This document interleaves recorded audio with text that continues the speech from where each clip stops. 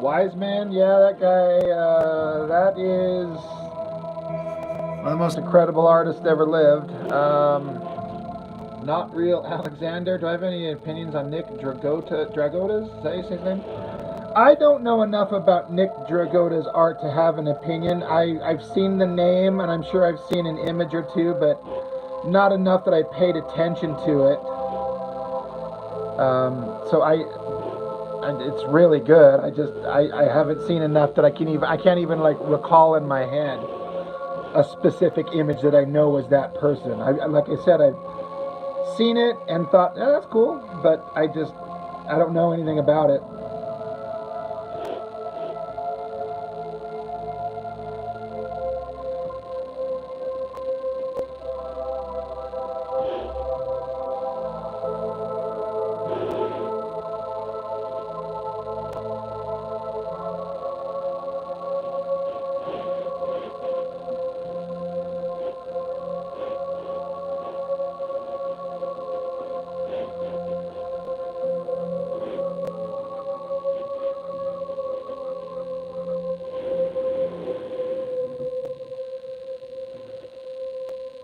Ashley, thank you.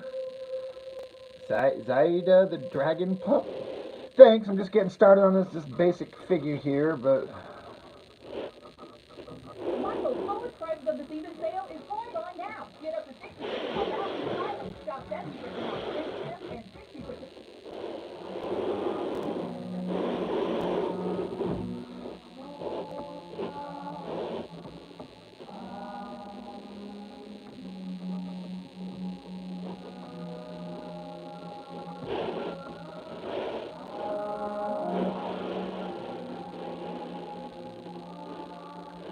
thanks, Rankiver. Taco Bell looks like a Power Ranger. I guess it could. It's just a basic muscular male figure drawing at this point, but it could end up being anything, right?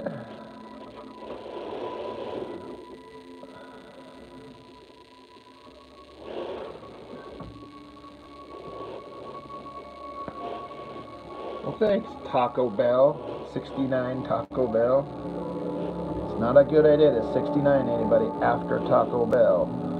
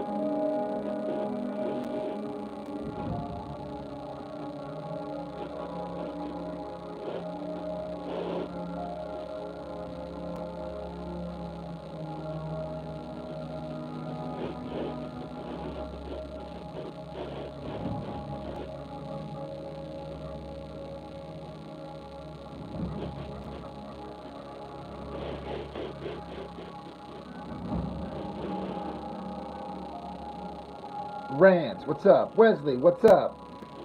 Taco Bell, you use AI to make drawings. Okay. Um, I won't find common ground with anybody who uses AI to make a thing and then say they made it. We'll just have to disagree on that.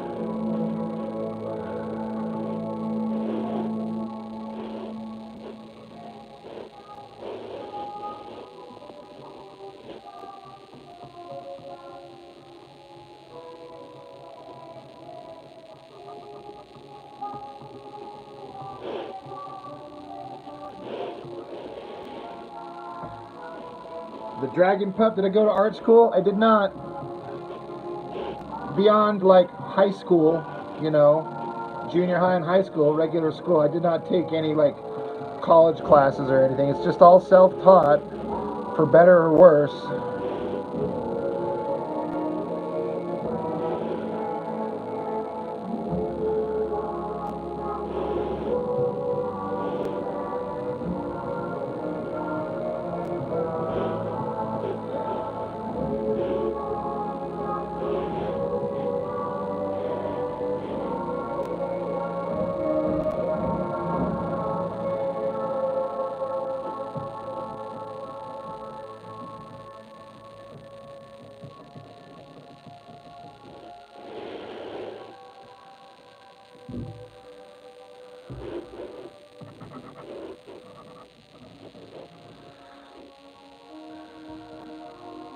Dragon Pup, you're bad at anatomy. And it's just a matter of practice. If you like to draw, if drawing is something you enjoy, especially human figures, you just got to practice, and you'll start kind of, you start figuring it out.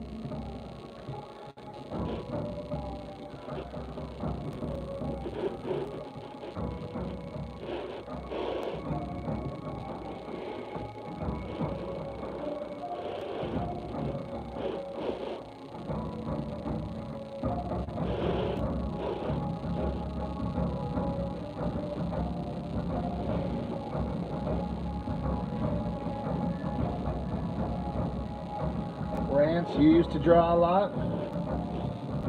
What made you give it up? Just life?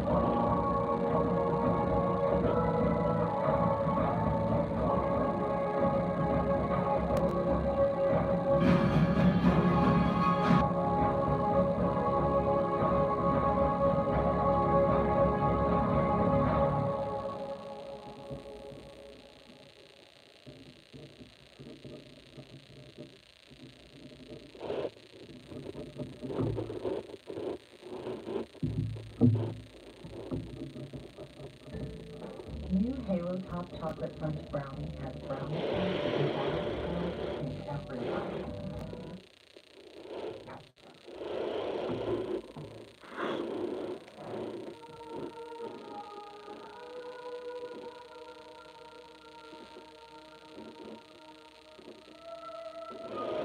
It's no problem, Dragon Pup. I don't mind.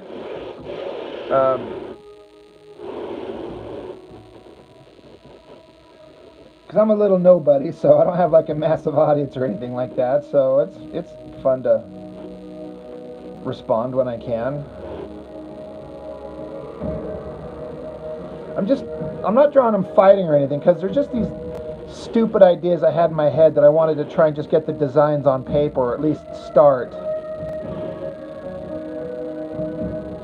So it's just going to be them standing here.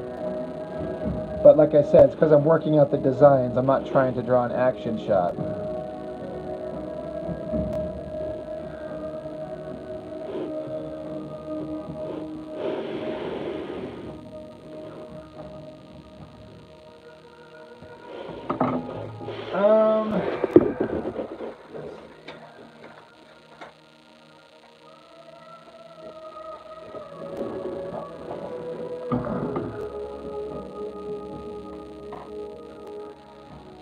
What other kinds of things have I drawn? There's something that I've drawn.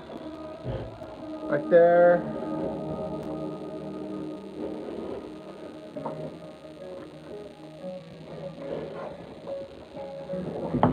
There's something I drew recently right there.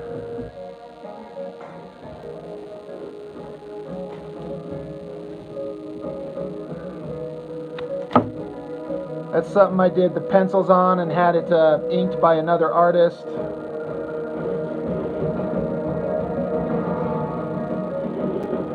This is a comic page I did just yesterday.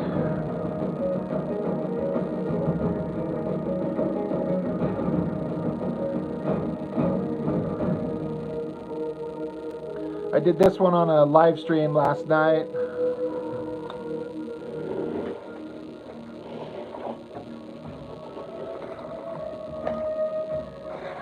What else do I got?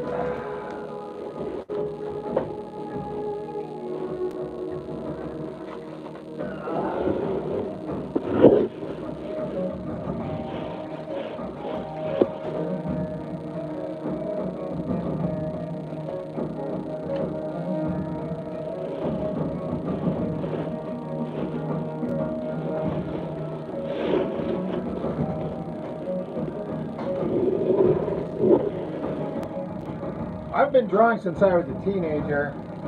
I'm 48, so I'm old. I'm looking for some other art. I got tons, but I'm looking for.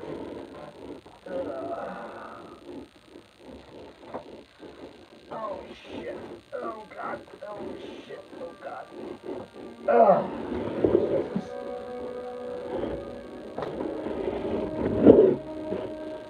Got a whole pile of stuff here that's all old stuff.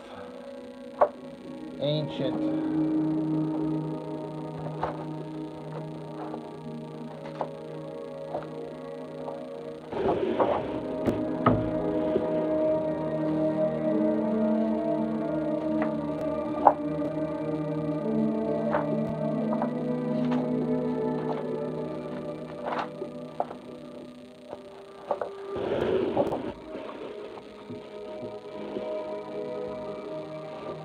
I drew this with help from an art model friend of mine, a girl who modeled for me.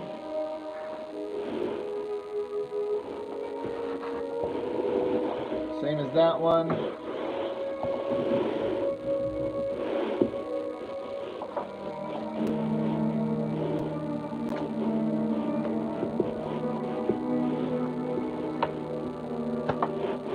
Anyway, that gives you an idea.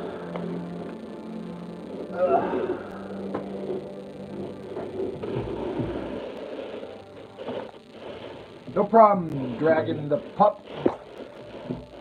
Don't mind.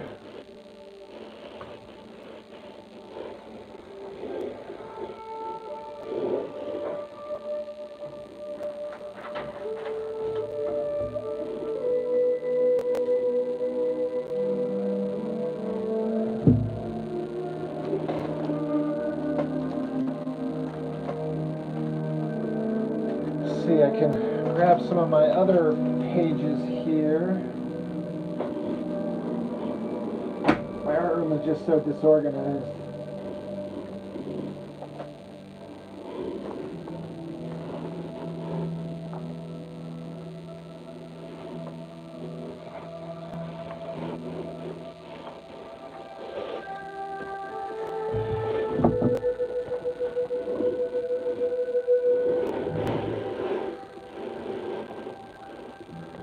These are some originals.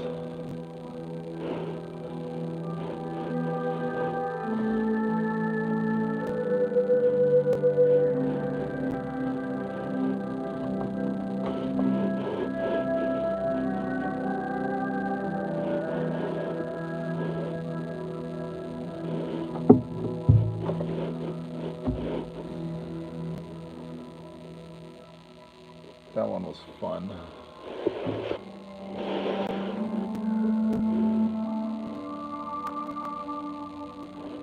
Well, thanks, Rance. I appreciate that. I do what I can. I'm always striving to do the best I can do.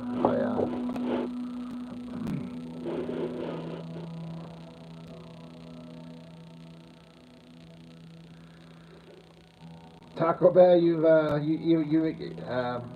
imagination with the Power Rangers in your head when you hear the music fighting the Demon Lord. I do the same thing. I think anybody who draws and likes to draw comic stuff, we all kind of get in our head and imagine action scenes and stories and fights and things like that. I think it's kind of normal.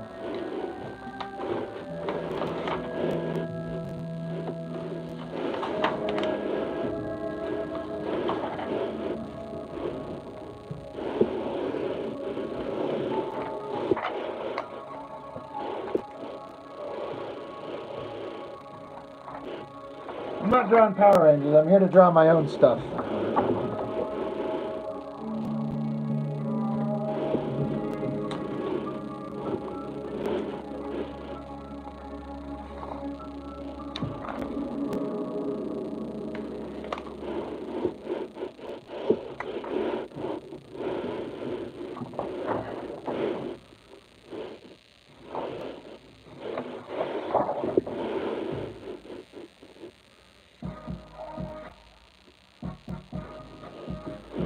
I've never offered up my original artwork of my comic pages at comic conventions. Where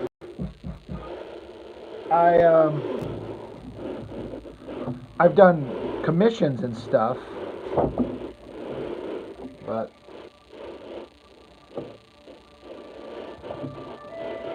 I mean, I'm nobody, so no one gives a shit to own my original artwork for the most part, you know. No one cares.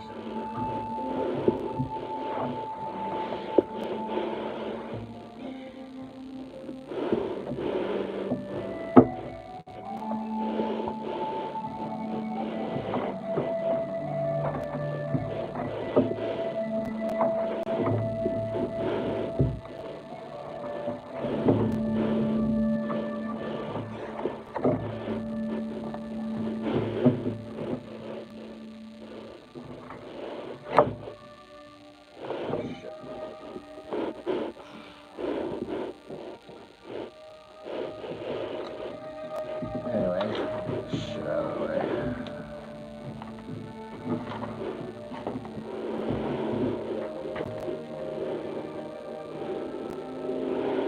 Back to what I was doing.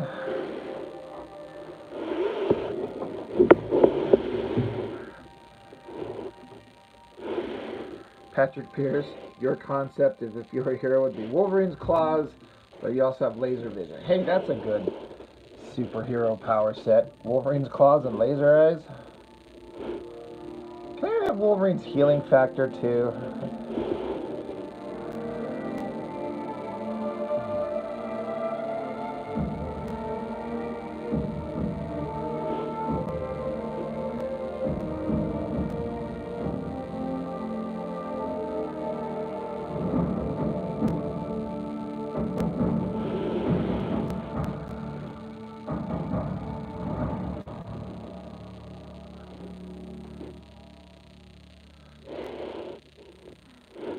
Thanks, Wesley.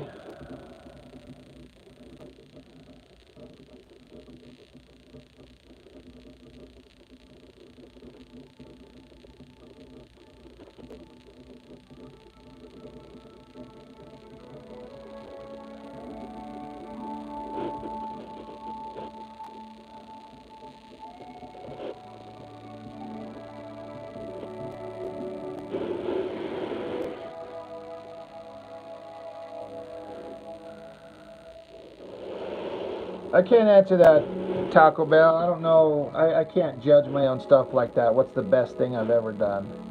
I completed a 6 graphic novel sized fan comic just last summer. I made 6 graphic novels of a comic. That's the thing I'm most proud of.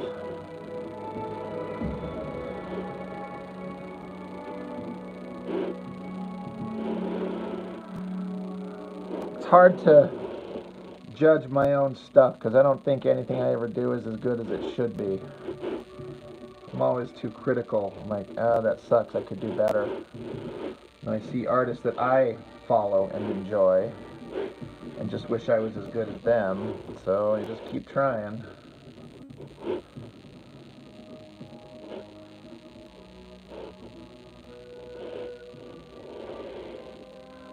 Wesley knows what's up.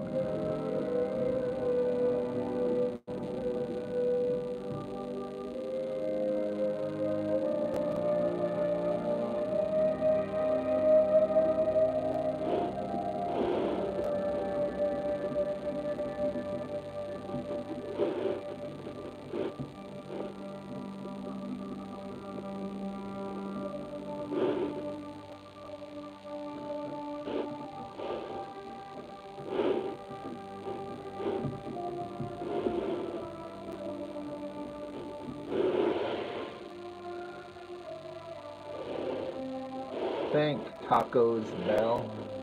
Appreciate it.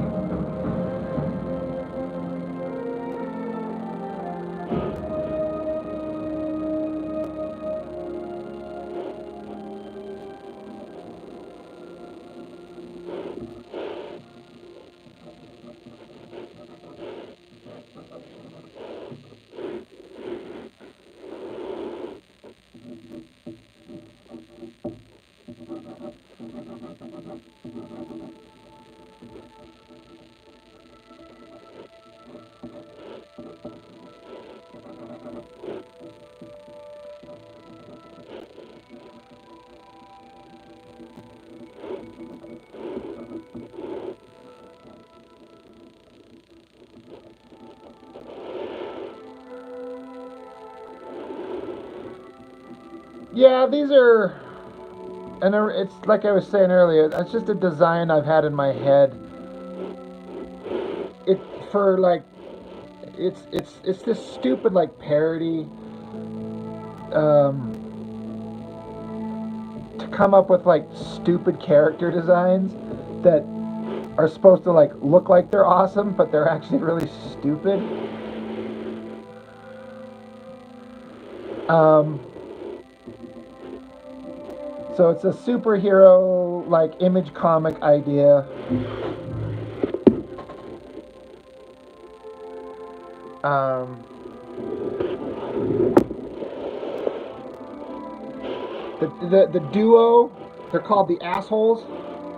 This is Stink Shoot and this is Brown Star. Stink Shoot is a skunk themed guy, hence the white furry mane thing going down the center of his face, and he's got guns, so that's why he's Stink Shoot. And Brown Star, he's a African American ninja, and together they are the Assholes.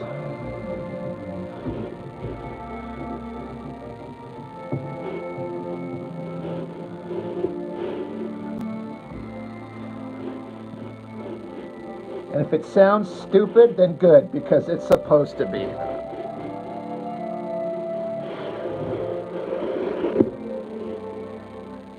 Philip Porthia saw the 9-volt video. That one actually got a lot of views comparatively. I was actually really surprised.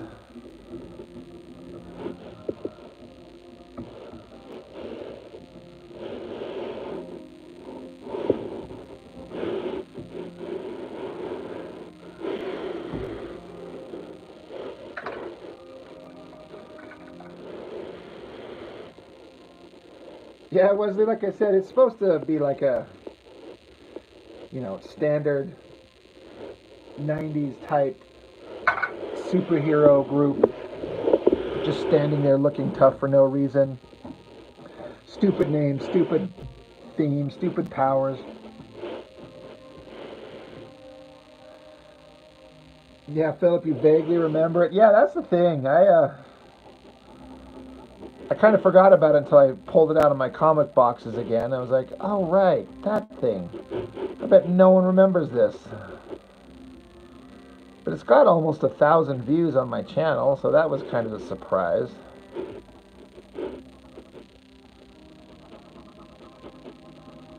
But I think it has something to say with people wanting to see something new.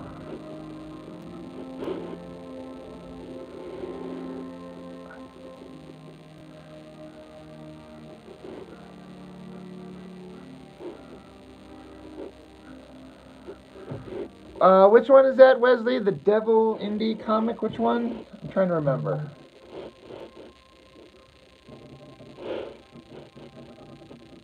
The Evil comic? Is that the one you're talking about? With the devil character on the front?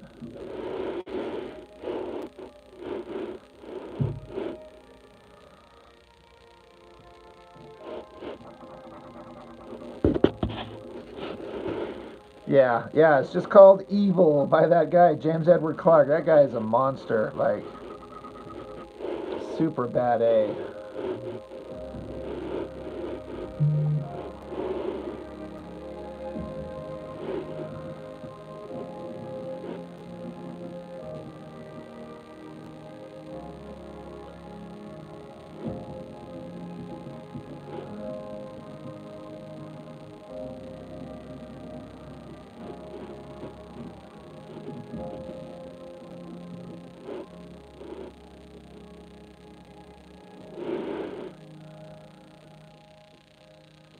Yeah, the devil thing. Yeah, that guy. that book sitting right here somewhere. Oh yeah, there it is.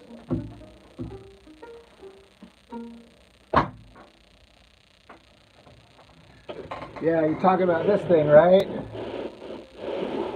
This guy's selling them. He'll get you a copy in the mail. This was a hell of a weird thing. Like,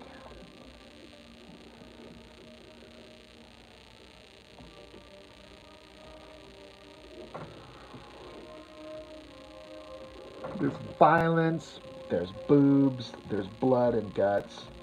And then there's more violence and there's more boobs and more blood and guts. What more do you want from a comic book? I mean, come on.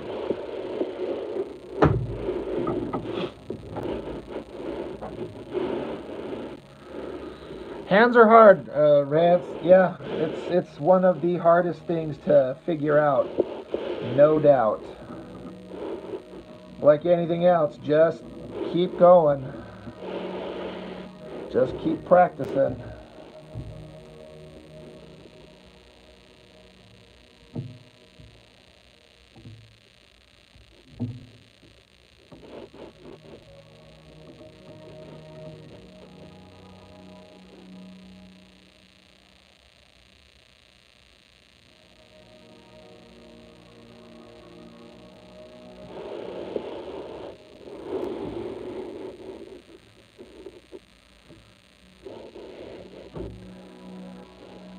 Philip, did I ever read Salmon Twitch by Bendis? No. For two reasons. When Bendis was doing Salmon Twitch, I didn't know who he was, and I fucking hated Salmon Twitch. I got so sick of Spawn comics and the repetitive nature and the Salmon Twitch just standing around at murder scenes. I got so sick of that stuff. I was out. I was done with it, and I've never gone back. No, having said that, I'm not passing judgment on how good it was because I haven't read it. But McFarlane, who I love as a creator and an artist, his Spawn universe just bores me to tears. I'm just done with it and have been for decades. And the more I review the Spawn comics and the Salmon Twitch stuff, the more I don't miss any of it. I just wish he would draw.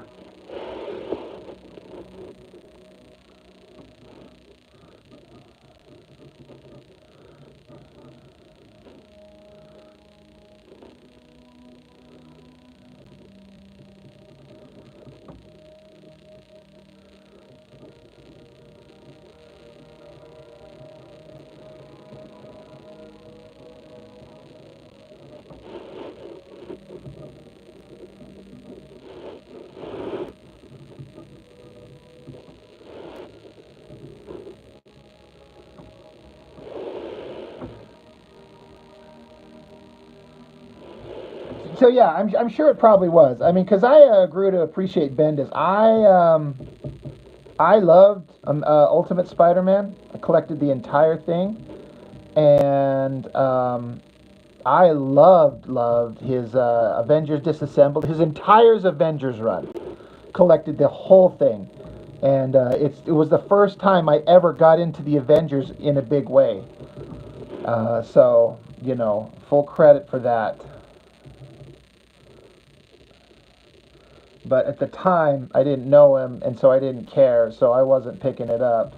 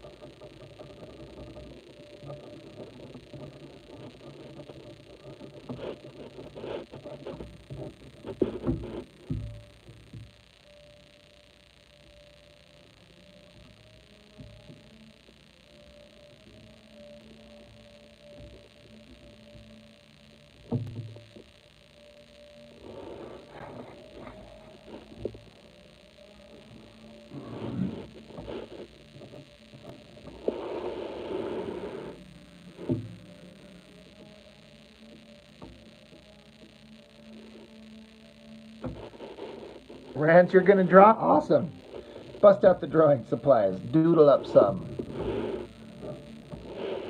Wesley, those later Spawn covers from McFarlane that Danny Miki contributed to, I have to look those up. I don't remember specifically Spawn covers had inks by Danny Miki. If that's Miki over McFarlane, is that what it was?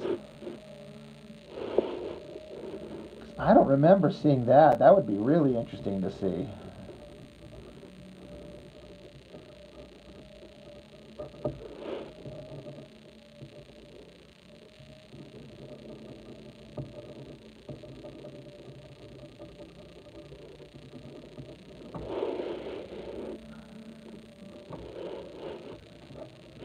Miki's awesome. And McFarlane's got such a distinctive style. You know, I've always wondered what his raw pencils would look like where he hands it over to some other inker. How much of a, interpretation does he leave?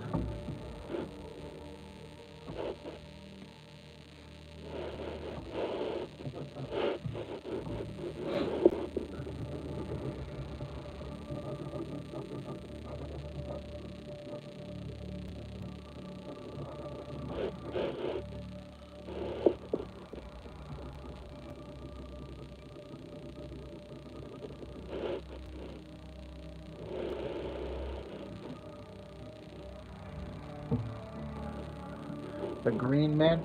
Yeah, see, I have no idea what that is.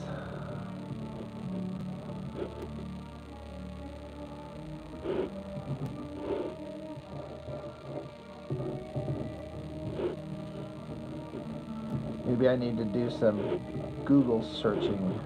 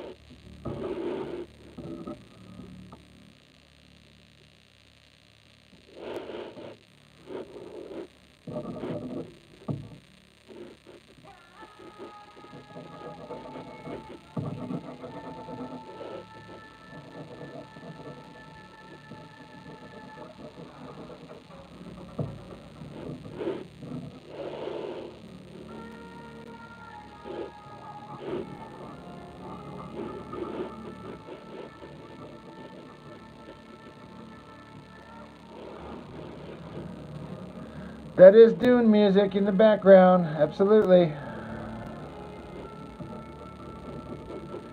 Probably my favorite science fiction movie in the past 10 years. I miss really awesome science fiction.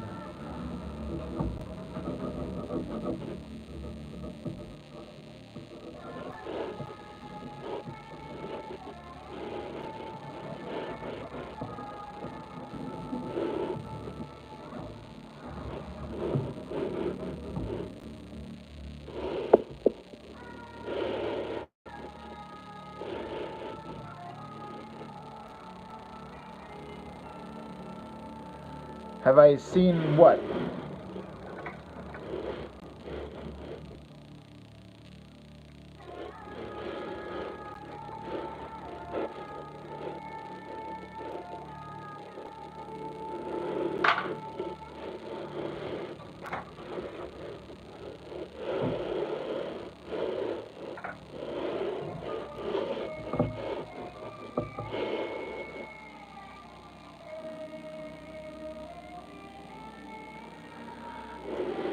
I've been following a bit here and there, Philip, about the new Masters of the Universe movie. The casting all looks fine, but the premise is just pissing me off. Why in the ever-living piss fuck do we need to have He-Man set on Earth for any length of time ever again? They did that in the last movie. It failed miserably. A Masters of the Universe movie just needs to be Lord of the Rings in terms of like seriousness and tone. I think just make it serious, science fiction, fantasy, warriors, heroes, villains, monsters. It's got everything that you could possibly want. It's like superheroes and science fiction and fantasy all rolled into one. And they're like, nope, let's put a blonde guy in a pink shirt and put him in Manhattan or some shit. Man, you guys could just fuck right off.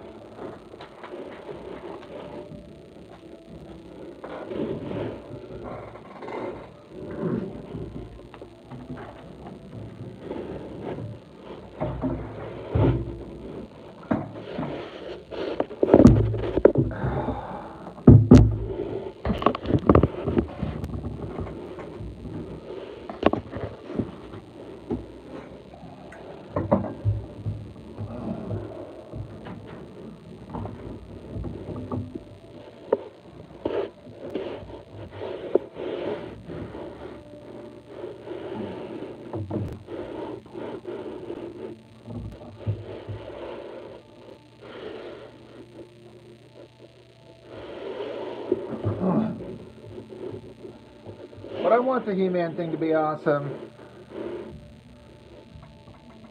Yeah, you don't disagree? It could be awesome. Yeah, see, who knows? Maybe they'll blow us away, and it'll be this amazing thing. I'm not going to hold my breath that it will be, but we'll find out, won't we? They seem to be having such a hard time making anything good, movie-wise, these days. What's up, Jeffrey?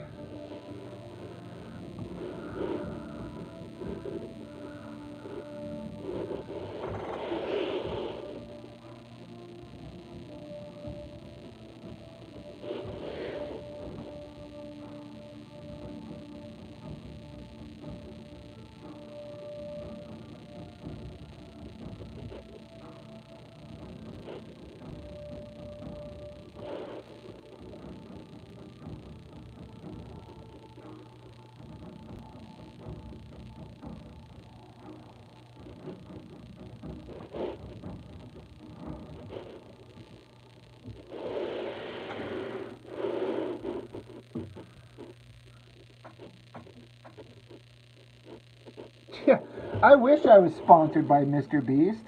That'd be awesome. That guy's got so much money to throw around. I'd love that. Philip, what did I think of the Kevin Smith stuff? I didn't hate season 1 as much as everyone or so many other people did. The absolute, rage that a lot of people had. Although, I will say, I get it, and I 100% think Kevin Smith fucked it up. Because I don't think he gives a shit about He-Man. I think he was just given the opportunity to work on a property that has a name. And so he's like, all right, I'll throw in on this. Let me see what I can come up with. But here's the problem, is they built it up to be essentially a continuation of the original Filmation cartoon, basically. Great. And, you know, the fans of that fucking show, you know what we want to see? We want to see He-Man be the star of the show. And they kill him in episode 1 so they could put Teela in charge.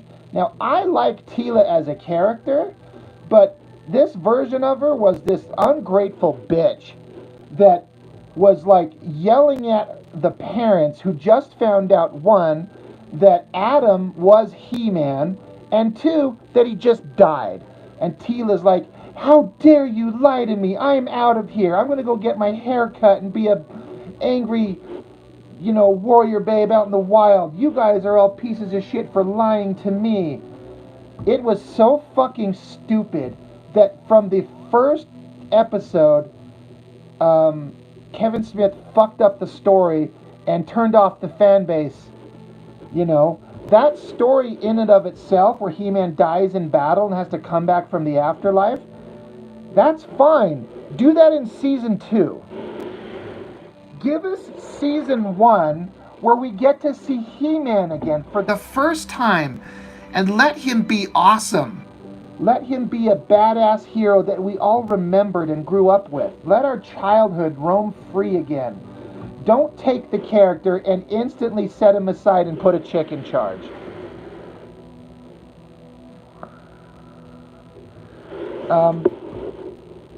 And then again, do that same story, I don't care, but do it in season 2. Have He-Man die in season 2, and then have him fight his way out of the afterlife. Have Teela be in charge.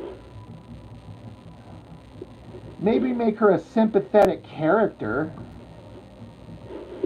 So anyway, that's my thoughts on it. Season 2, I actually enjoyed a lot more than season 1 for sure, because it kind of had all the elements that we kind of wanted to see.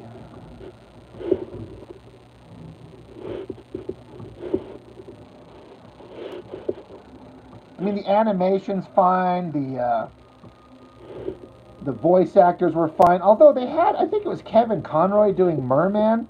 All I hear is Batman.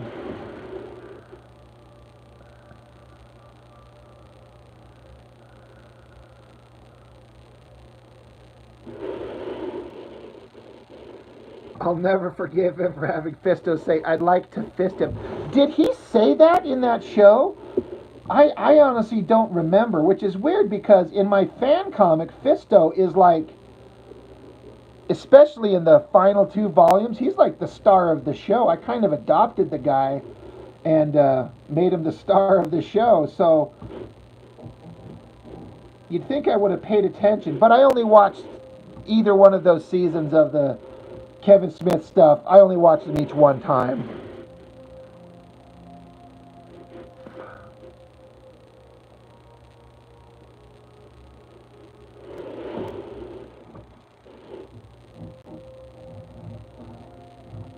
I think Kevin Smith probably was just doing the funny gag of like, oh, it's Fisto, it's a sex thing. He's going to jam his fist up your ass.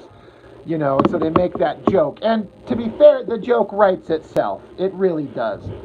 But that's part of the reason I took the character on in my own fan fiction I wanted to make him cool. I wanted to make him a character a person actually would like root for. And I think I like what I did to him, but it's kind of hard to kiss my own ass. You know, it's a little weird, but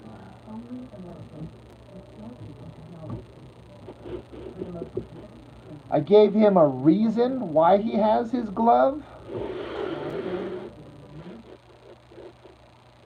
I explained why he was a bad guy originally in the original cartoon.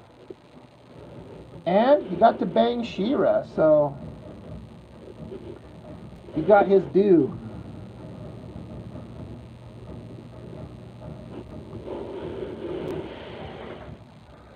Rents, you're drawn kind of like an alien creature. That's awesome, dude. It's a shame there's not a way to share stuff like that in the chat so we could all see, but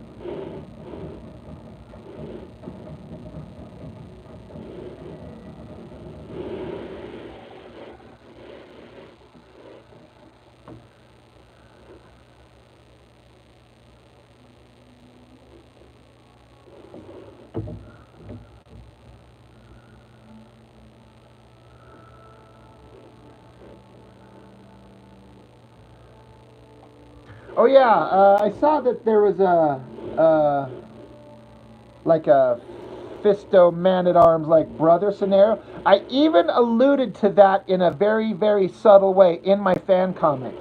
Fisto's talking to She-Ra, and he's basically saying he doesn't know where he doesn't know his family, and he says in my comic that he he he was told that he might have a brother out there somewhere, and I just left it at that, just to kind of be like, that's what it could be.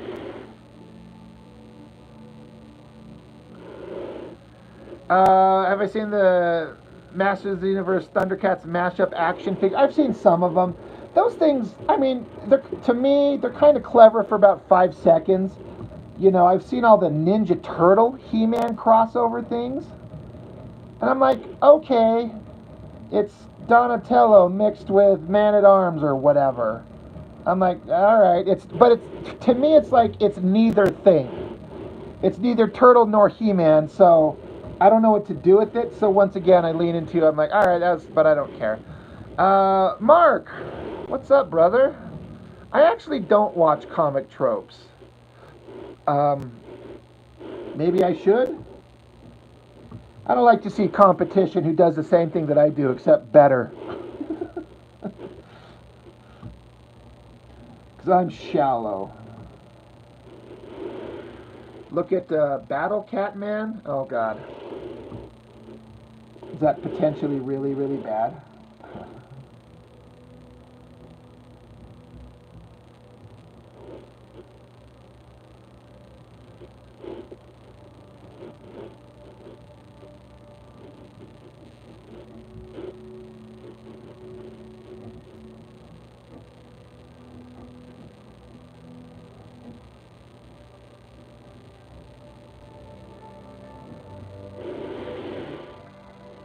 It's badass. Alright, hold up.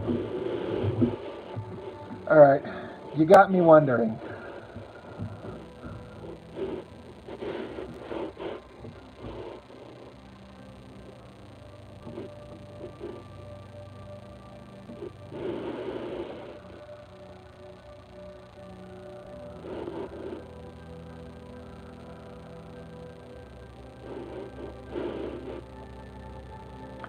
Oh, you know what, Mark? I've actually read the Kevin Smith Batman story. Isn't it Cacophony? Isn't that the name of it? I've actually got those.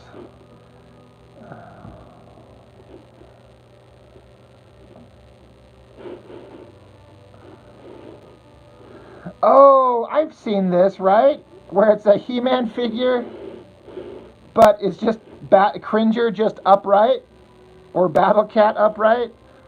I've seen that. A friend of mine sent that to me. That's actually kind of cool.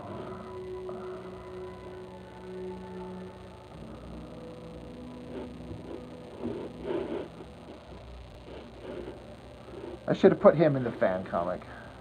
The Widening Guy. Wasn't there a Batman story by Kevin Smith called Cacophony?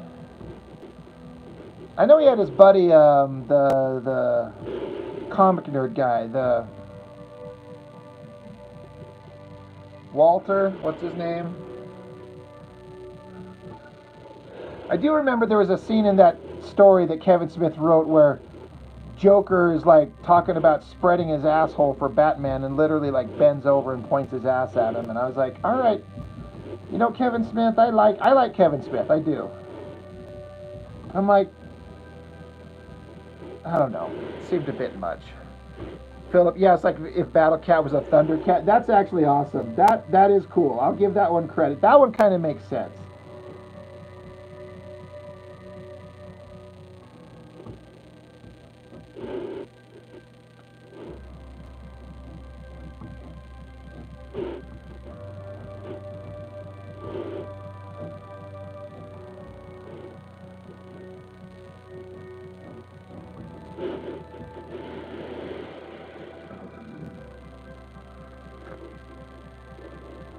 Mark, I loved the Kevin Smith Daredevil. I've kind of revisited a little bit. It lost a little bit of its luster, a little bit, but it was more because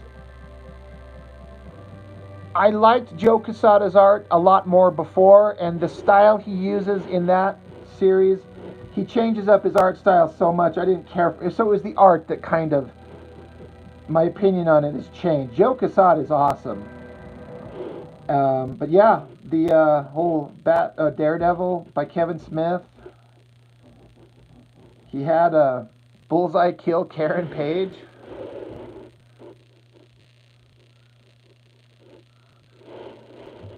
I mean, I think the story holds up. I mean, I don't know. You might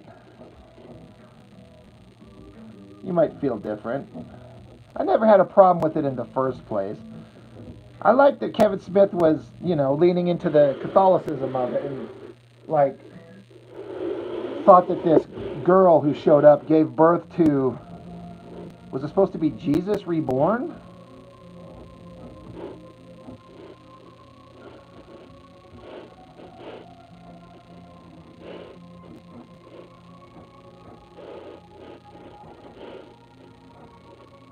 It was an interesting take when Kevin Smith, decided to do some religious themed stuff with Daredevil, which makes sense. It's also weird that Kevin Smith, totally abandoned his faith. He seemed like he was a very kind of spiritual dude. Raised Catholic and believed in God, blah, blah, blah. Did that movie Dogma, which I think is maybe his best movie. And he just kind of left it all behind. He's like, yeah, it's childish. I don't need that anymore. Like, oh, all right. Well.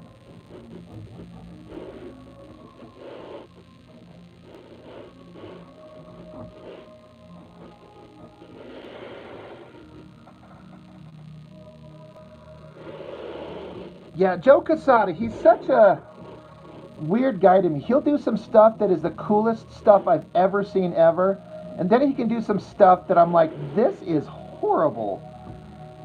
I think he does all digital now, and he does a lot of photo referencing, like photo tracing, it looks like, which I don't necessarily have a problem with, but I just liked it when he drew by hand on paper. Call me weird. Yeah, Dogma. I love Dogma. It's a great movie.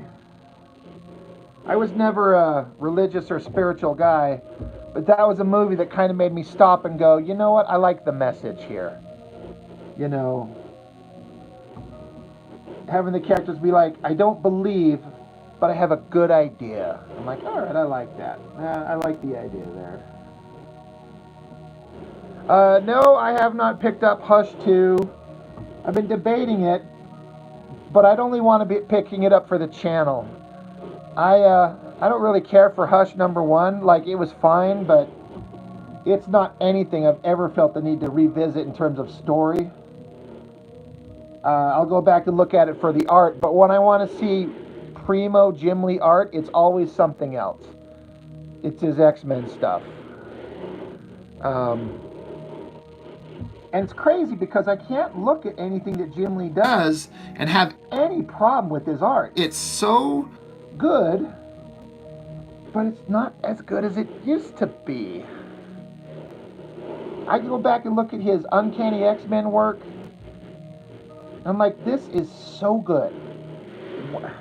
What changed? Jeffrey, I saw that. This guy posted like all the Hush 2 ones, like issue 1s that he picked up, and it was like 7 or 8 different variations, like a black and white and all this and the other. But I saw that giant size thing. I didn't even know that existed. That I absolutely would pick up the instant I saw it, just because it's interesting like that. So I don't know. Maybe I'll break down and try and track down a thing. But I was honestly probably going to wait to pick it up until it's released, maybe even only in a black and white version, like I don't know, an artist edition or something.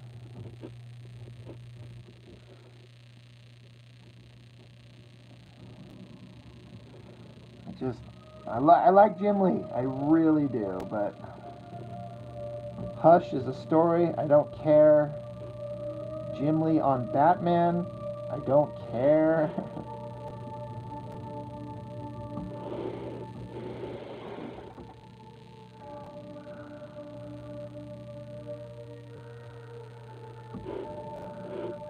You weren't going to, and then you saw at the comic book shop said no one was buying large size. Man, I would.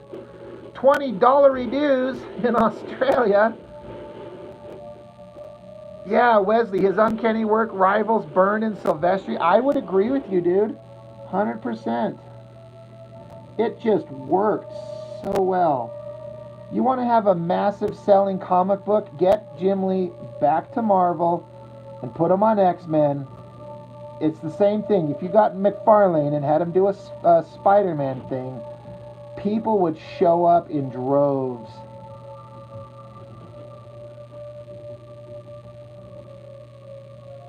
There was some comic series, maybe it was Hush, that had like unbelievable sales recently. It must be Hush 2. I remember somebody pointing out that Hush 2 was in like maybe like 500,000 copies or something like that, which is unprecedented these days.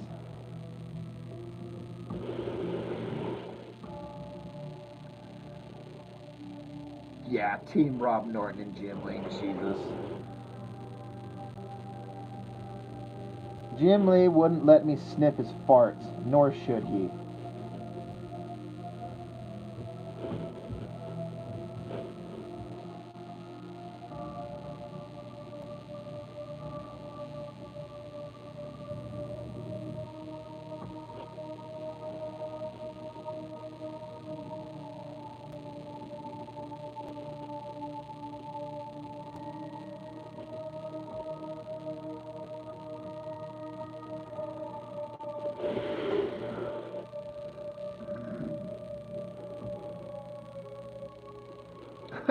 Mark Domo, it sucks to be Mark Silvestri and be second best. You know, I guess obviously we can be like in terms of sales, Jim Lee's always going to outsell, but for me, Silvestri will always be the better artist. And I think a lot of people agree. The biggest problem is that Silvestri almost never draws. He did that Batman series, which was great in terms of art for him, but it was in production for like 5 years or something, and he just doesn't draw anything. But Jim Lee's out there working it. Liefeld will never stop. He's just going to go forever, which, you know, good for him.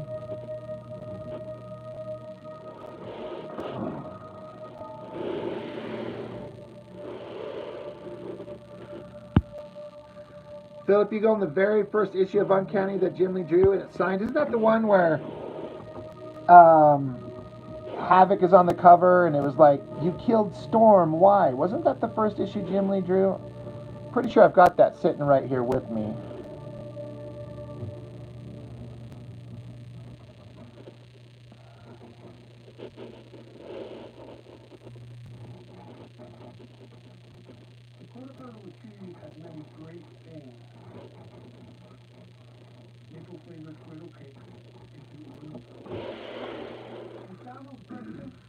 Yeah, and Colossus. Yeah.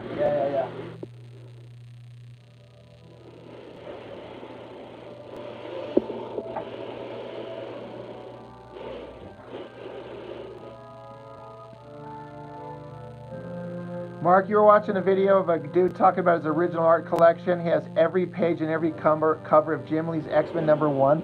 I remember a couple years ago, there was that big back and forth on the internet about how Jim Lee sold the cover, the triple or quadruple, 4 pages of X-Men, the #1, all 4 interconnecting covers. And there was a video of Jim Lee like getting out the original artwork. And it's interesting to me, what made Jim Lee hold on to it for so long, and then what made Jim Lee decide now's the time to let it go? Did somebody just offer him an unbelievable sum? Because it's weird to me, because Jim Lee has absolutely got to be a millionaire several times over. And the original art to the covers to X-Men #1, no one said what the price was, but it has to be $1 million figure at minimum, but probably several $1 million.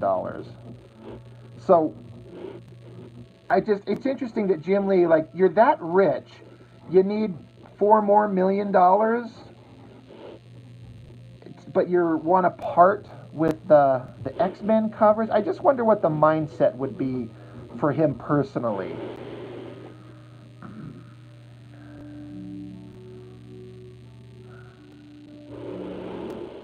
Because part of me is like, I'm going to hold on to these forever. But then I can see an artist being like, I'm getting old. I would like this stuff to go somewhere where it'll be preserved forever and appreciated. And, I'm certainly not against anybody being like, I'm a multimillionaire and I've got artwork that I made and its market value is this, and if you want to pay me, then absolutely, which seems to be the case. I'm going to have to look up that video, Mark. You might have to, if I can't find it, I'll have to hit you up and see what I can see on that video.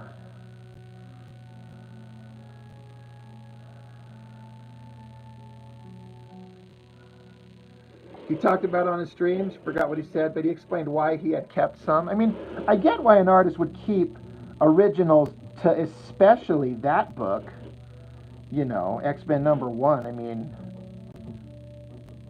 was a life-changing thing for him. Maybe he knew the market would eventually. I mean, Jim Lee's original artwork sells for thousands no matter what. So to get the X-Men covers, that shit's, like we were saying, multiple millions.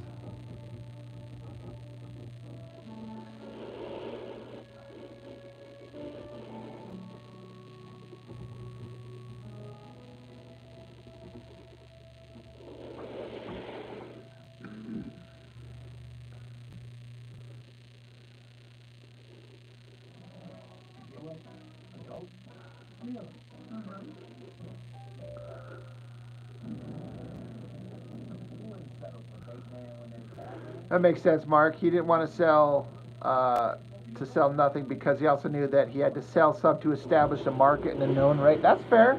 That makes sense.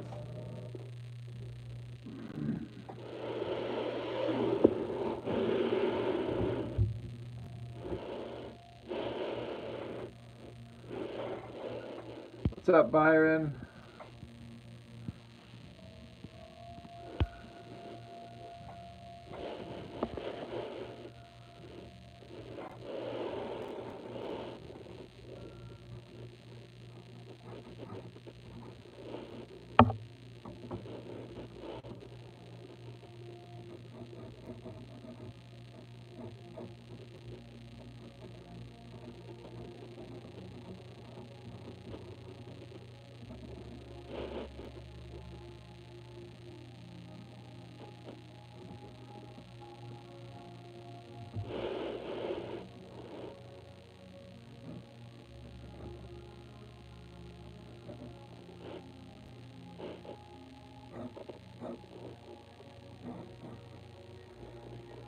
This guy looks like he could be in G.I. Joe.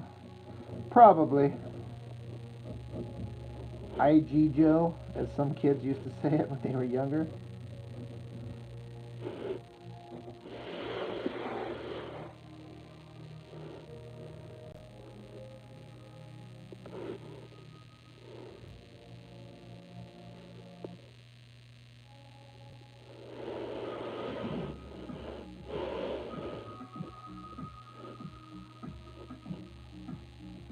Oh yeah, Mark, I've said that for a while, seeing what his even rough stuff goes for. Like anything he puts on paper and then people want to buy is crazy high in value. I mean, what would it be like to sit down and just like shit out something very basic and know you're going to get thousands of dollars for it? And then to say nothing of like, oh, well, here's my X-Men covers.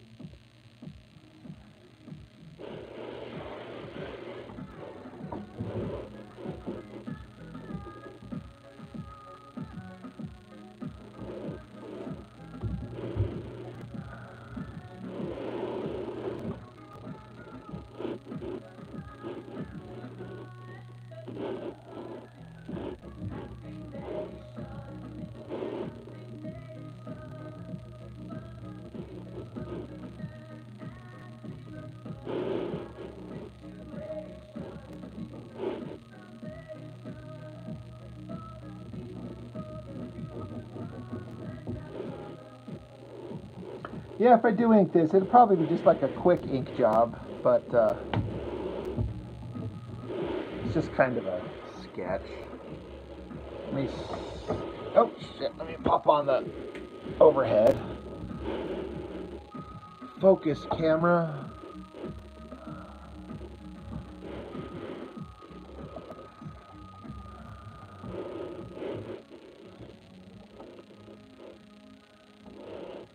See, we got the characters. Stink Shoot and Brown Star. They are the assholes.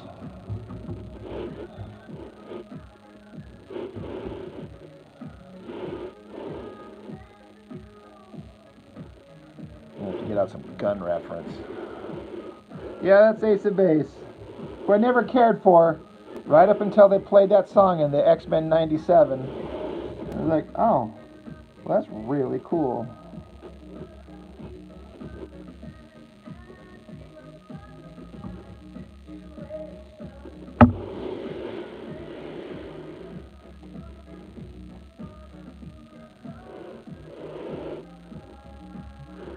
Oh yeah, it's Stink Shoot and Brown Star.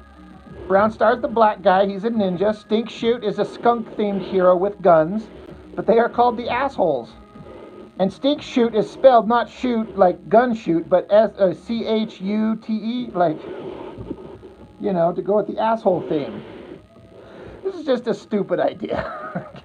I've just been laughing at myself thinking about this at work. I'm like, I gotta draw these guys, and maybe they end up in the parody comics somewhere someday. They're like deadly serious like characters, but they're like completely ridiculous.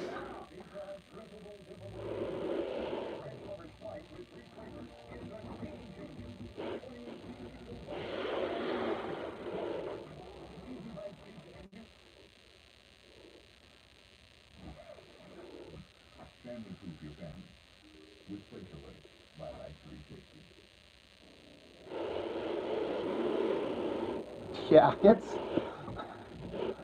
again. I've spent so much time with the He-Man thing doing like serious stuff, and I've never tried to do funny. I don't know that it's gonna work, but I wanted to try. I wanted to try to do something that's like lighthearted and not to be serious. Like I want the artwork to look awesome if I can be that lucky, but just to have a chuckle.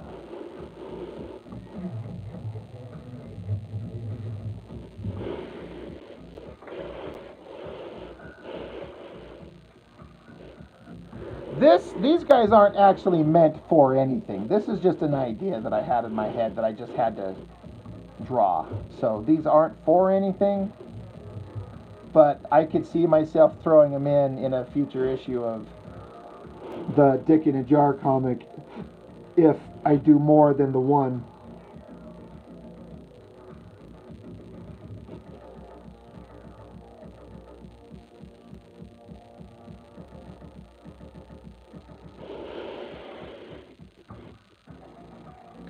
Yeah, well, there's no space for them in the current one, is why they're not going to be in it. There's already a self-contained story, but future stories, if that happens, Stink Shoot will be on the scene. He's got all black outfit with like the skunk stripe down the middle of his head, and then like his mask is black, but then there's a white kind of design thing down the front.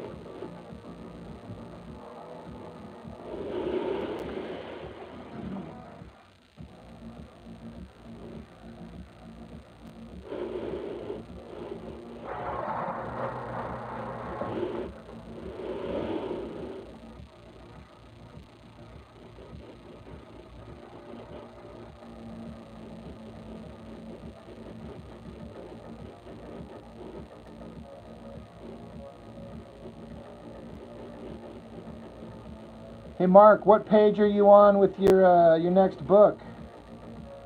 You were pretty far into it last time we chatted.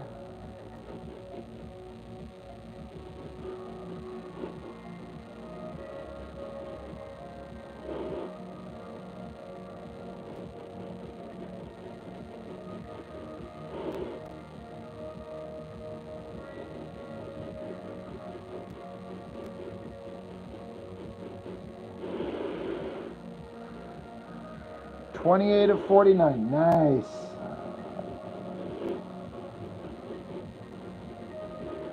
Mark is a maker. He gets to have the distinctive title of maker. He makes shit and gets it going.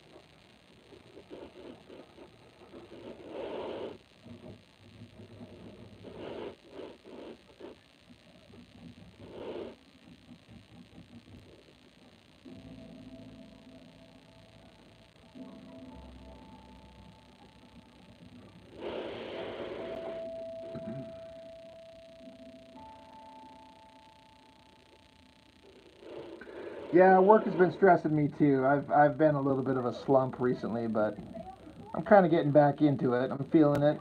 I'm getting it.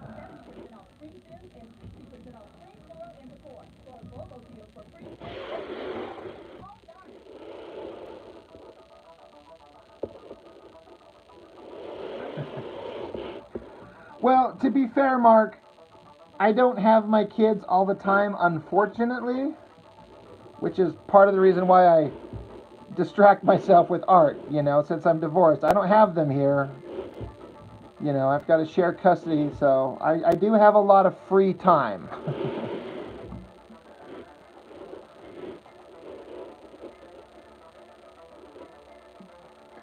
Plug away, Wesley. I'm never concerned about that.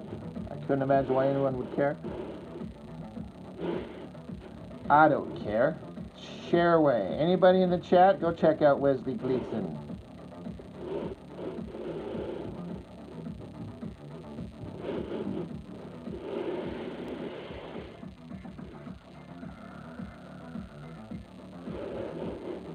Yeah, Mark, you definitely, the more you do it, the can't help but get a little bit better as you go. I hope that's the case with myself. A big part of it is trying to, if I got the good fortune of having Chuck working with me, I gotta make his time and effort worthwhile, not have him like regret being like, oh God, why did I start working with this clown?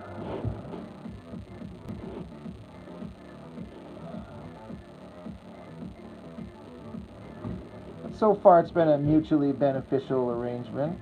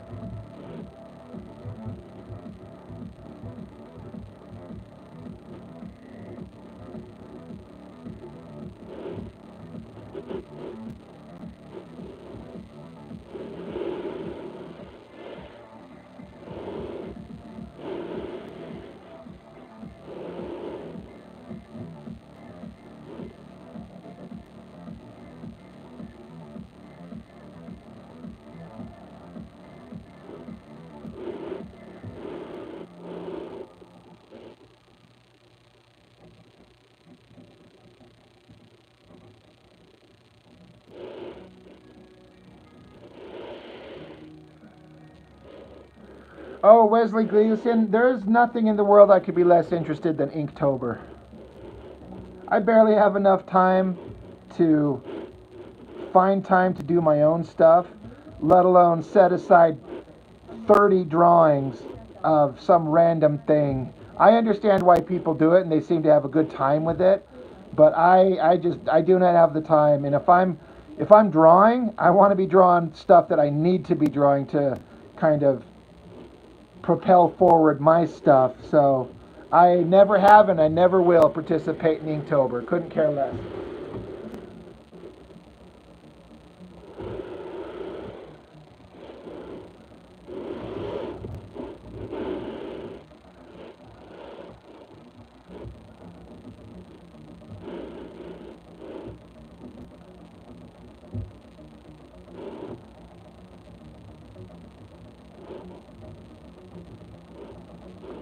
But I think it's a useful thing.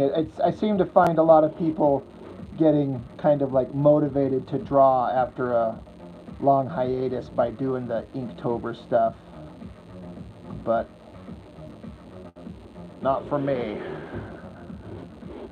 Yeah, you do it to motivate yourself. Yeah, it makes sense. I get it.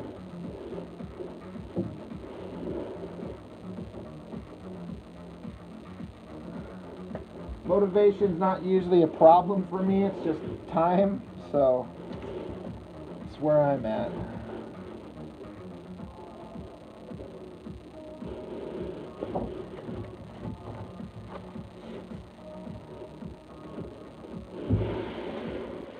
I really need to finish the background on this page, so I think I'm going to light box this one up.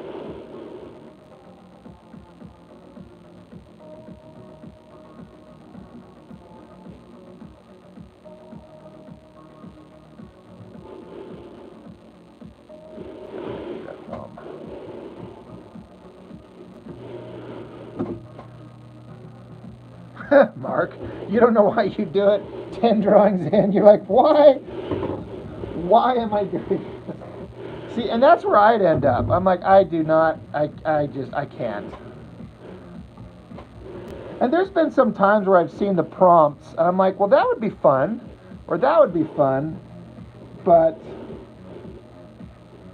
like, no, I'm already in the middle of a bunch of fun, so I'm just gonna want to do what I gotta do.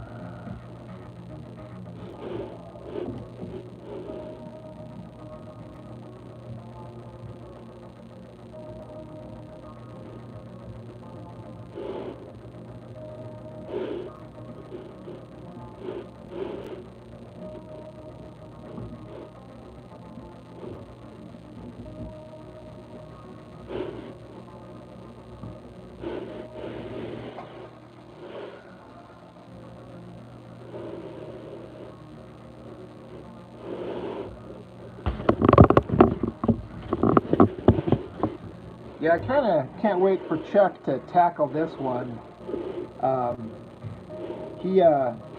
He took on a different commission piece of this amazing thing he did for another guy, and that sucked up a lot of his time. Like, man, did he get deep into that one, but it looks so good.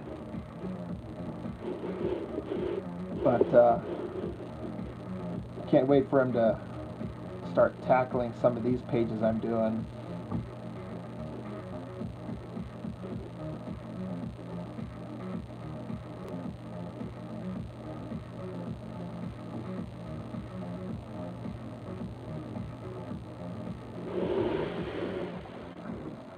Yeah, Chuck he's hyper underappreciated, and part of it's because he quit the industry years ago and was done. And I mean, I don't think I'm misquoting him. I think him running into my channel, at least in part, inspired him to get drawing again based on what my understanding of what he told me.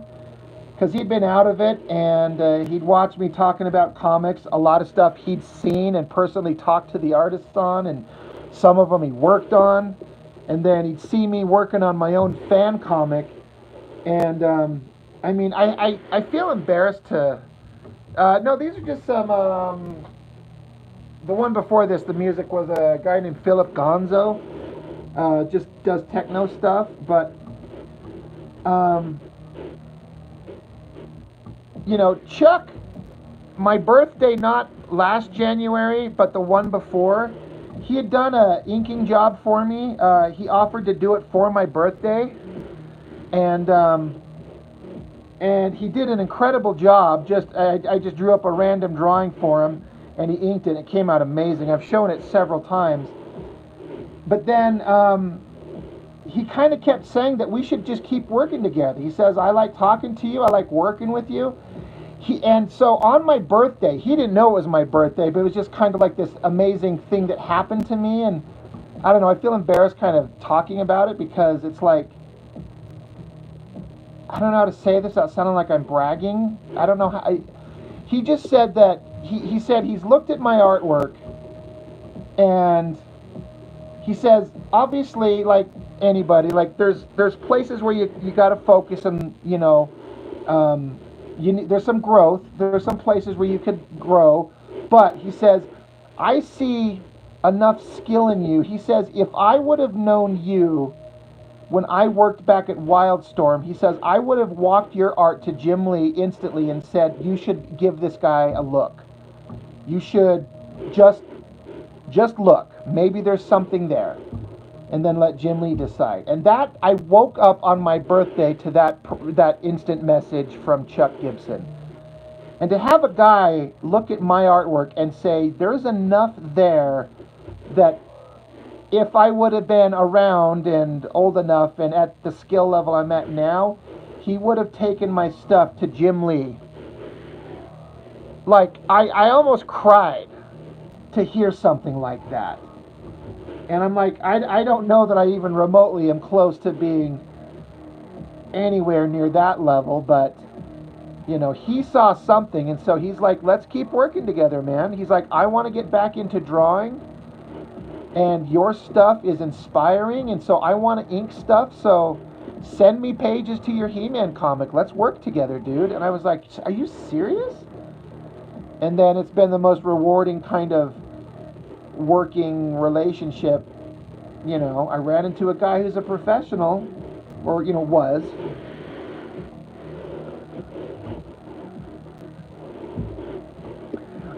Thanks, Mark. I'd like to think that maybe I could be at like the early level guys enough to maybe get a chance to get hired on, and maybe I could have grown and become a thing. I'd like to think I have at least the potential. So that's part of why I keep pushing myself, like keep making, keep going, do the best I can. I've refined my drawing process to make it cleaner and clearer. And I've seen Jim Lee's stuff that he's been putting online, his earliest stuff. I mean, I don't know if I'd say that I was better than he was then, but he was like 18 or 19. I'm only as good as I am, however that may be, at 48. You know what I mean? And I've always maintained that I was always behind the curve. I was never good young. Some people are so good at a young age. And it's taking me forever to get to a level where I feel like I'm at least approaching respectable, where I'm not embarrassed to show my stuff. So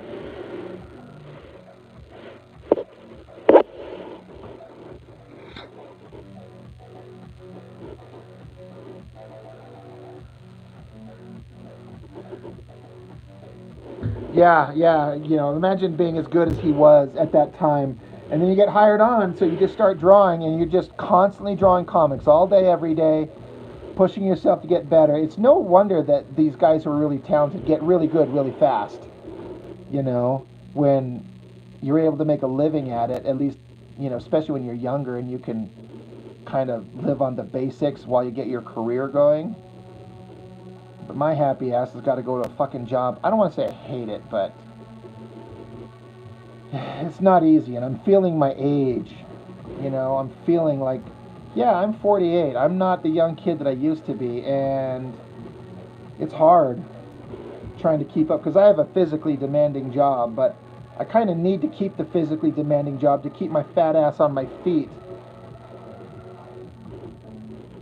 So I keep hoping that maybe my YouTube channel and my art and my collaboration with Chuck will turn into some kind of, you know, successful-ish, microscopically crowdfunder thing, and I'll have the opportunity before I die to have something that gets seen and at least enjoyed by some people. And in a way, I've kind of achieved that with the channel, you know, but it's still going, and I could still keep reaching. And so I wonder how far this can go before I'm too old and an invalid, or maybe I die of a heart attack tomorrow. It's like we're all on borrowed time. So I'm like, just keep going, keep drawing, keep making. You never know when the train ride's over, right?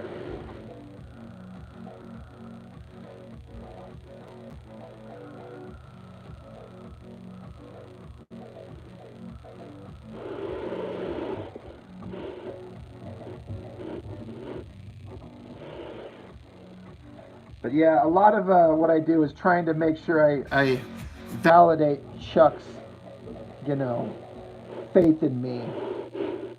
And he seems to be satisfied so far, you know. And he's given me some critiques that I needed. He's been like, Rob, what the hell was that? I'm like, I don't know, it seemed okay in the moment, but now that you point it out, I'm like, oh yeah, what the hell was that?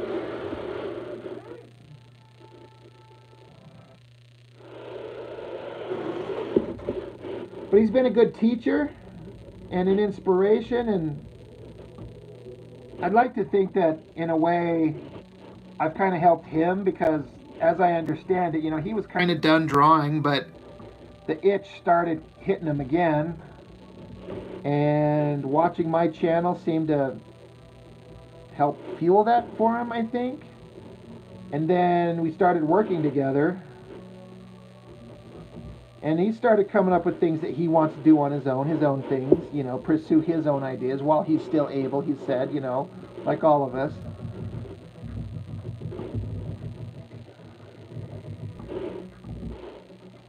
Anyway, that's my story.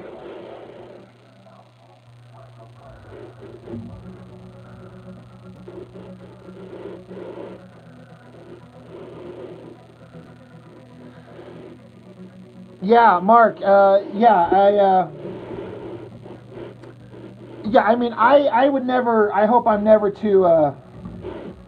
You know, got my head up my ass too far where I can't accept like a critique, especially from somebody who's worked with professionals in the industry. Like, you'd be stupid to not listen to them.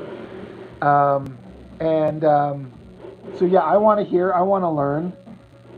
And he's not only critiquing, but he's also complimenting. He's encouraging, and makes me want to get better. And he's even said, he's like, I've seen the rise in your skill from when we first started working together till now.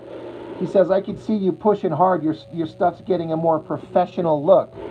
I'm like, it makes me feel good. I'm like, I'm doing something right. You know, I'm honoring his efforts.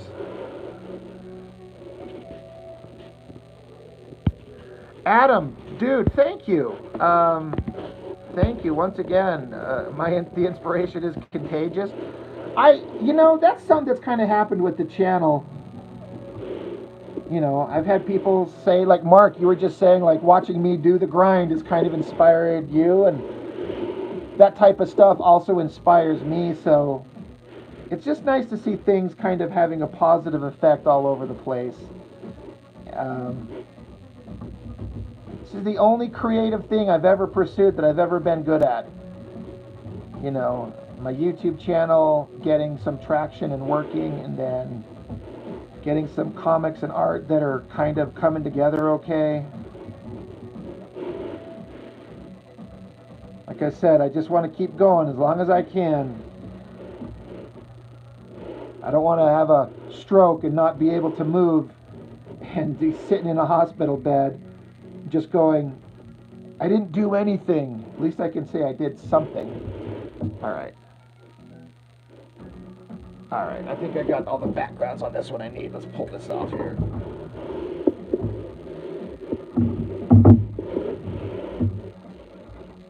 Lose this thing.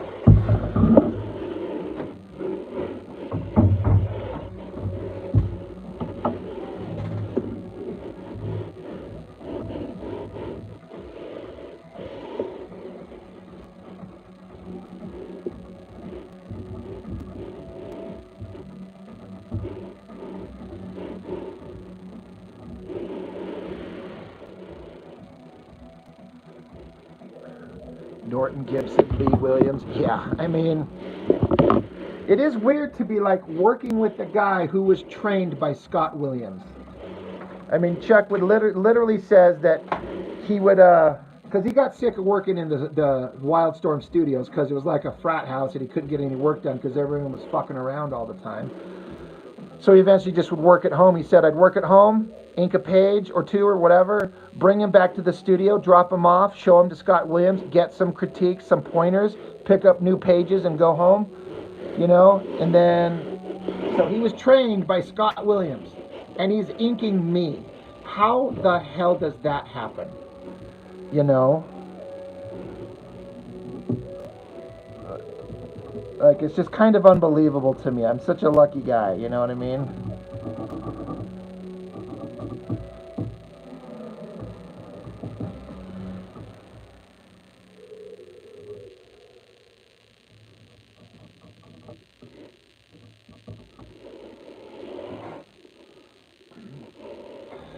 Yeah, I was kind of worried about how this page was going to kind of come out, and I wasn't sure about it at first, but once I kind of got the pencils going and the big action shot. I mean, I'm pulling a Liefeld. Like, I'm trying to do a big energetic punch and body reaction. I could say a Liefeld / Eric Larson vibe, because Eric Larson does this shit maybe even better than Liefeld. But that's the whole point of this whole book, is to be a 90s thing, so...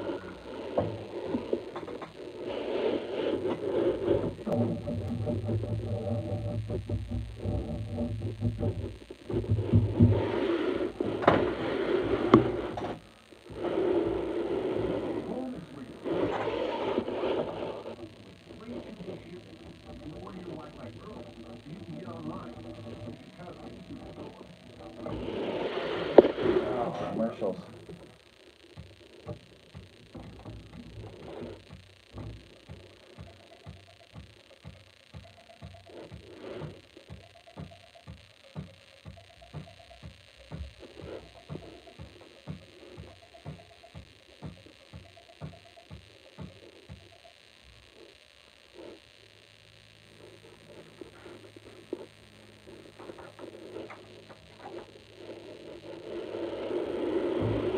Yeah, Scott Williams is like Terry Austin is to Mark Morales and so on and so on.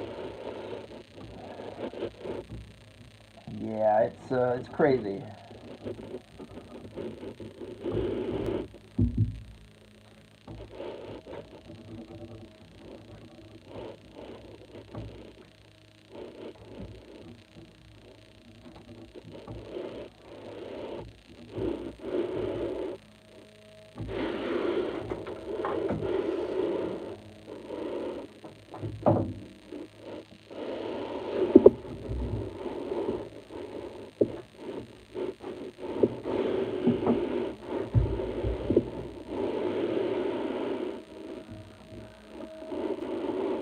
You got mad respect for inkers. I do too. The more I try to ink and see how good the actual pros are, it's humbling to see the guys who are actually geniuses at it.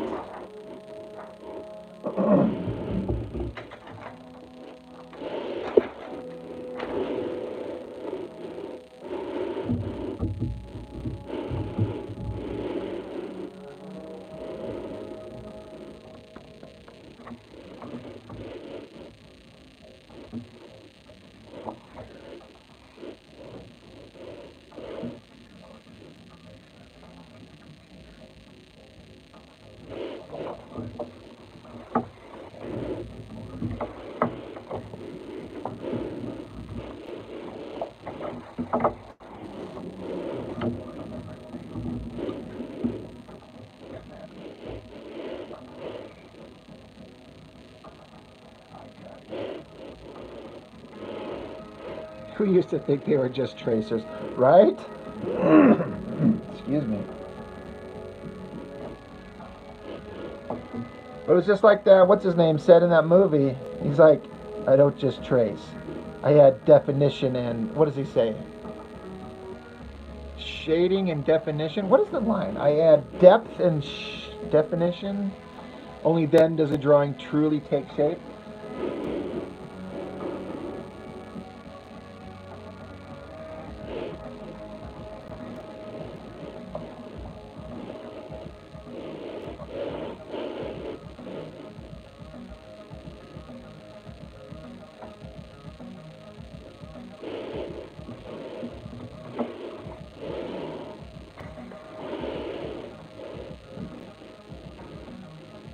But I'm here drawing like wolf monsters with their dicks hanging out.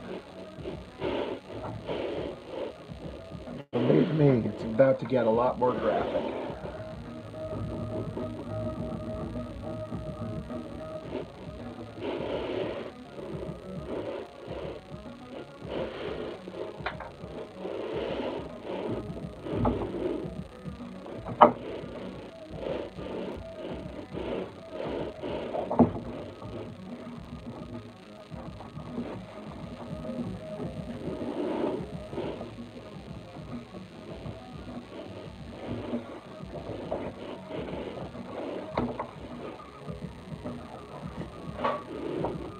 Like, it's gonna get graphic on the level of like, I'm almost embarrassed to draw it.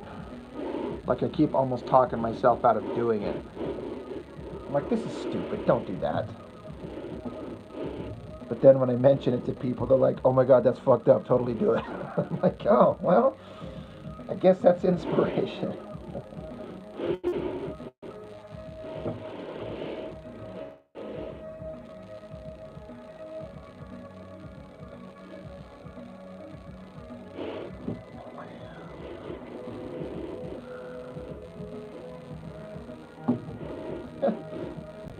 Even my roommate wants to see the fucked up art that I'm going to do, which she will, because how can I hide it from anybody? Yeah, I just did this one last night. I did the blue line pencils the day before or something like that, and then I was kind of nervous / anxious to get to this page. But, because it's the first time I'm like really drawing these characters. And I kind of like the way it come out, like, so I'm trying to draw like the hottest comic book girls I can possibly do, but I'm also like, I'm not trying to do like a over exaggerated like pointy rocket tit kind of thing, and kind of like the way Jim Lee used to draw. I'll show you an example. I'll show you exactly what I'd like it to look like. I've got them right here.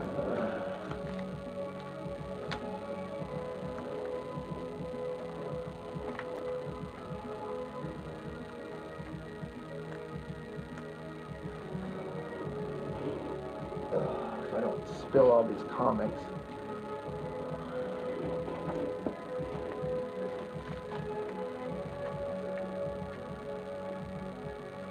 Oh man. If I could just get Jim Lee to draw like that again.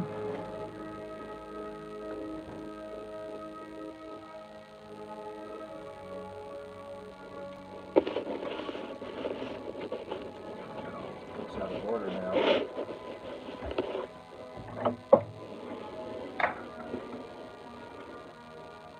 Yeah, it's the Tron soundtrack. It just kind of came up on the playlist on YouTube.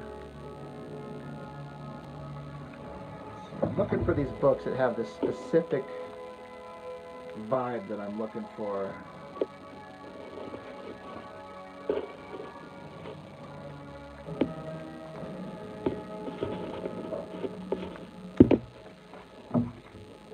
Yeah.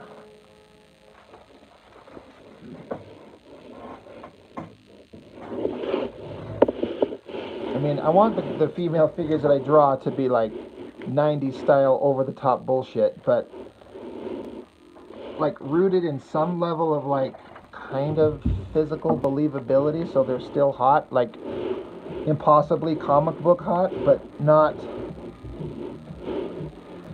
like, look at that figure right there of Rogue spinning the bull roarer. Like the proportions on that and the lighting on her body from that light, that thing she's spinning there. Yeah, new movie. And then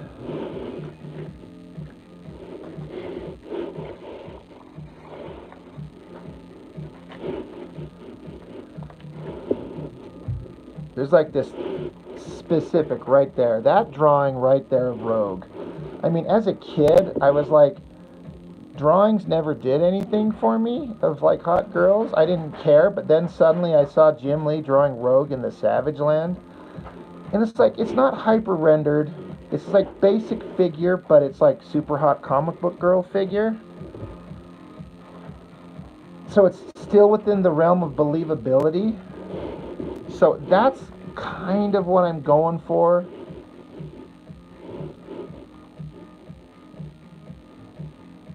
That shot of her there, so good.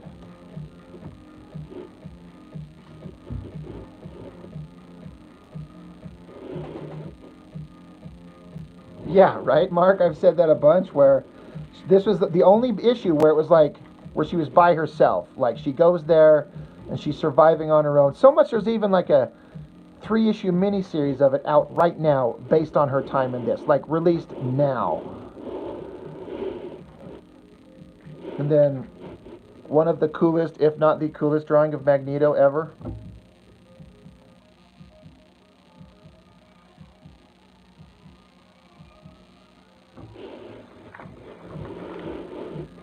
Yeah, Kari Andrews, if that's how you say his name. He's been pimping it all over. It's like a throwback to the 90s type stuff from what I understand. But it's specifically about Rogue in her Savage Land time.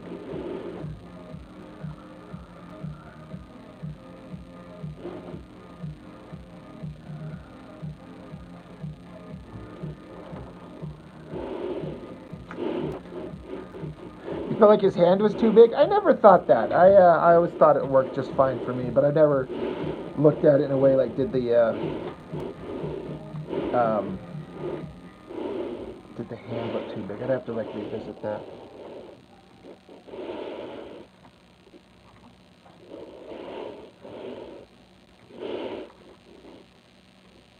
Yeah, this Uncanny X-Men stuff, it was just the best. Especially when they're trying to do the mind fuck on Wolverine, where he's like, they're in his head, so they create an amalgam of Jean Grey, Mariko, and what's her name here, Yukio, into one hot babe throwing herself at him, and he just guts her, just rips her guts out. Hell yeah, Wolverine don't play around. Oh, you know some of the other figure drawing that Jim Lee did? Some of my favorite stuff in this issue right here. Oh, this issue was beat to hell, but that's okay. Pretty sure it's in this.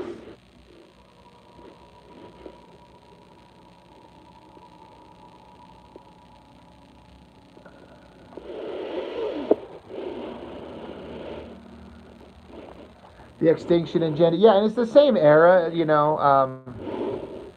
All this stuff is just right here. Let me get to these scenes. It's where Psylocke, you know, newly Ninja Psylocke is training on these, like, hover platforms. And some of the figure work he does of her, like, I love this page. Like, that shot of her there.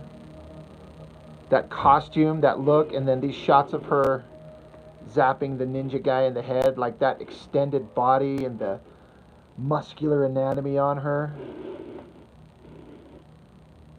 I like these up shots of her face.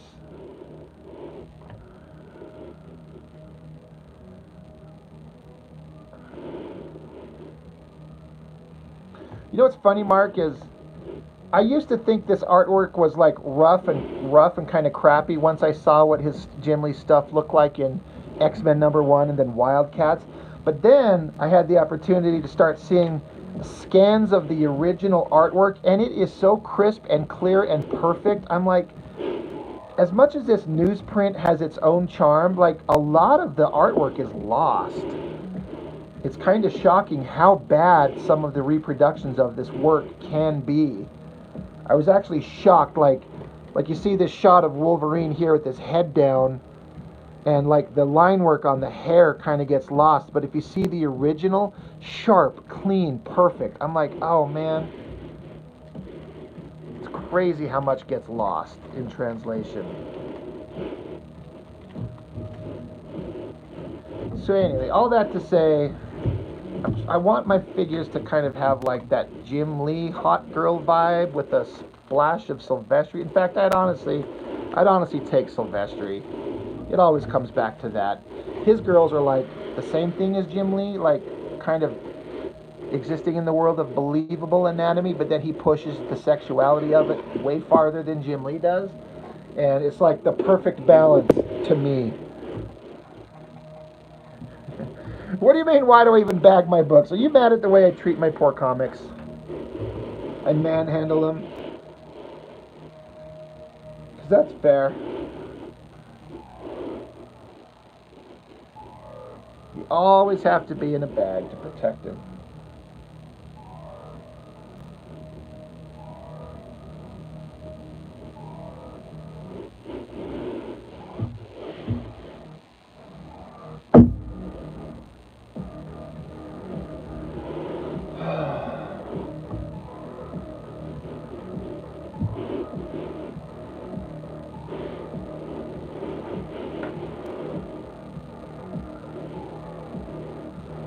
They are in rough shape, and you know, but I don't keep them as museum pieces. I keep them because I love them and I want to look at them. So I take care of them, and I don't rip them, and I'm mad if they get destroyed. But being that I actually hold them and touch them and look at them, and they're 3 decades old, I'm like, these things are here for me to love them, not put on display. So. But I get your point.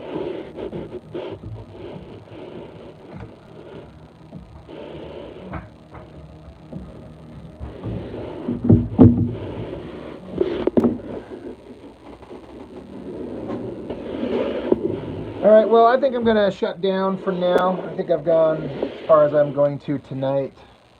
I kind of got the background kind of penciled in here that I wanted to. I got to sketch out the assholes, which needs some refinement on the idea, but I had to get something on paper. I just get something on paper.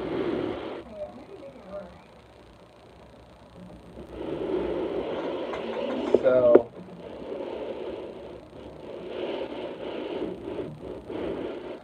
anyway, I'm gonna call it a night, guys. Looks like me and Chuck and our other friend Jason are probably going to do a stream tomorrow at 3 or 4 with all 3 of us. I'll announce it as if I can remember.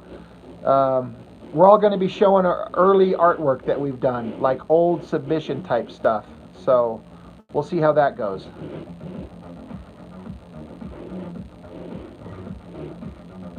Thanks, Wesley, Mark, D. Catch you guys later.